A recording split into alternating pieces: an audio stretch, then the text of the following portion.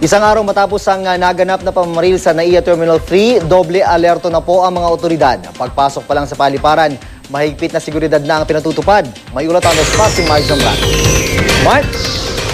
June, mahigpit nga ang seguridad na pinatutupad dito sa NAIA Terminal 3 habang patuloy yung pagdating ng mga biyahero dito sa paliparan. Mahaba na ang pila sa check-in counter ng NAIA Terminal 3, 4 na araw bago magpasko. Karamihan sa mga biyahero maagang nagbakasyon para makauwi sa kani-kanilang mga probinsya. Dahil dito, doble alerto ang mga otoridad. Sa checkpoint pa lang papasok ng NAIA Terminal 3, ramdam na ang higpit ng seguridad sa paliparan. Masusing binubuksan ang trunk ng mga sasakyan at sinisilip ng airport police ang mga pasahero bago payagang makadaan. May nakaposisyon din na uniformed personnel ng PNP sa mismong gilid ng checkpoint.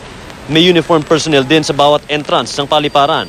Ayon sa PNP ABSECOM, nagdagdag sila ng tauhan matapos maganap ang pamamaril kay Labangan Zamboanga del Sur Mayor Ukol Talumpa dito sa Terminal 3 noong Biyernes na ikinimatay ng alkalde, asawa nito at isang kamag-anak nito at isang 18 buwang gulang na sanggol.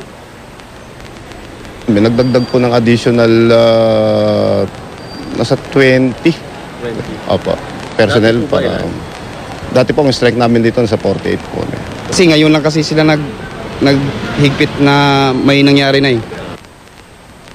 June, ayon doon sa mga nakakausap natin ng mga tao dito, kampante naman sila sa seguridad nila dito sa airport at ayon nga sa pamunuan nitong NAIA Terminal 3 ay inaasahan nilang lalong dadami ang mga dadagsa ditong biyahero mula ngayon hanggang sa araw ng Pasko. June?